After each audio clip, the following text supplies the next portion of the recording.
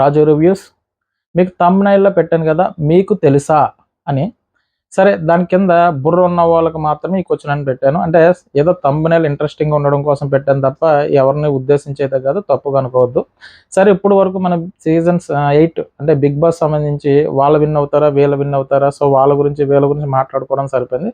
సరే, సరదాగా ఏదో ఒక ఇంటెలిజెంట్ క్వెషన్ అన్నట్టుగా నాకు అనిపించి అడిగాను. సో ఇందులో మీకు ఎవరికన్నా తెలిస్తే గనక కింద కామెంట్ చేయండి. క్వెషన్‌కి ఆన్సర్ తెలిస్తే. ఇక్కడ ఏమి లేదండి. ఒక రైతు ఒక పులిని, ఒక మేకని పెంచుకుంటున్నాడు.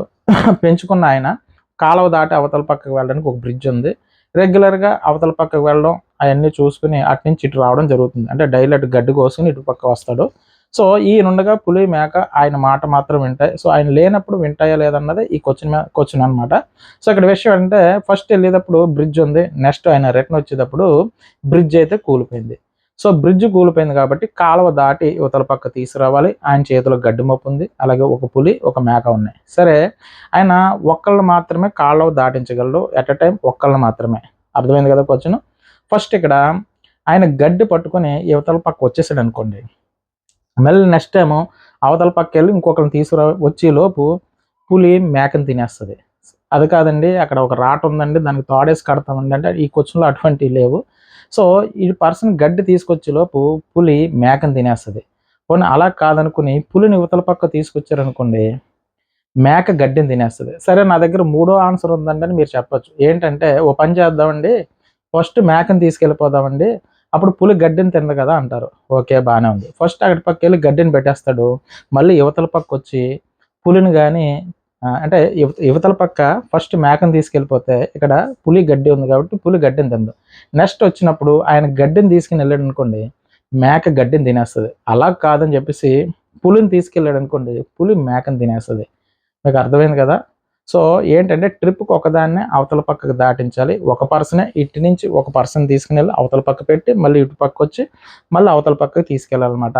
సో ఏది తినకుండా అన్నీ అంటే పులిని మేకని తినకుండా, మేక గడ్డిని తినకుండా అన్నీ కూడా ఆయన ఇంటికి చేర్చాలి. సో ఇందులో లాజిక్గా తాడుందండి, కర్ర కట్టామండి, ఇటువంటి అయితే ఏం లేదు. ట్రిప్కి ఒకదాన్ని మాత్రమే తీసుకుని దాటించాలి. మీకు క్వెషన్ అర్థం అవ్వకపోతే మళ్ళీ వీడియో ఒకసారి చూడండి. చూసి కింద ఆన్సర్ అయితే మాత్రం కామెంట్ చేయండి. ఇక అర్థమైందా? మళ్ళీ ఇంకొకసారి చెప్తున్నాను. ఫస్ట్ ఆ కాలువ దాటించడానికి ఫస్ట్ కాలువ ఈదుకుంటూ వెళ్ళాలి కాబట్టి ఆయన ఫస్ట్ ఏంటంటే గడ్డిని తీసుకుని వెళ్ళాడు అనుకోండి, ఇక్కడ పులి మేకని తినేస్తుంది. అలా కాదని చెప్పేసి పులిని ఫస్ట్ దాటించాడు అనుకోండి, ఇక్కడ మేక గడ్డిని తినేస్తుంది. అలా కాదనుకుని ఫస్ట్ మేకని తీసుకెళ్తే పులి గడ్డిని తినగానే ఇక్కడ ఉంచారనుకుని ఫస్ట్ ఆప్షన్లో మాత్రం తిందు. కానీ యువతల పక్కకు వచ్చి మళ్ళీ ఆయన పులిని కానీ గడ్డిని కానీ తీసుకెళ్ళాలి. పులిని తీసుకెళ్తే పులిని అక్కడ దింపి యువతల పక్క గడ్డి కోసం వచ్చేలోపు పులి అక్కడ మేకని తినేస్తుంది. అలా కాదనుకుని గడ్డి పట్టుకెళ్ళి మేక దగ్గర పెట్టి పులిని తీసుకొద్దామని ఇటుపక్క వచ్చేలోపు మేక గడ్డిని తినేస్తుంది. సో ఏది దేన్ని తినకుండా దీనికైతే ఆన్సర్ ఉంది.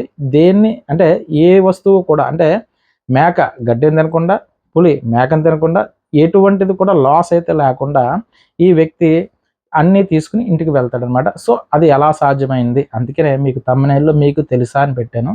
బుర్ర ఉన్న వాళ్ళకి మాత్రం ఈ క్వెషన్ అంటే లేని వాళ్ళని ఇదన్నట్టు కాదు, కానీ థంబ్‌నెయిల్ ఇంట్రెస్టింగ్ కోసం ఇది పెట్టడం జరిగింది.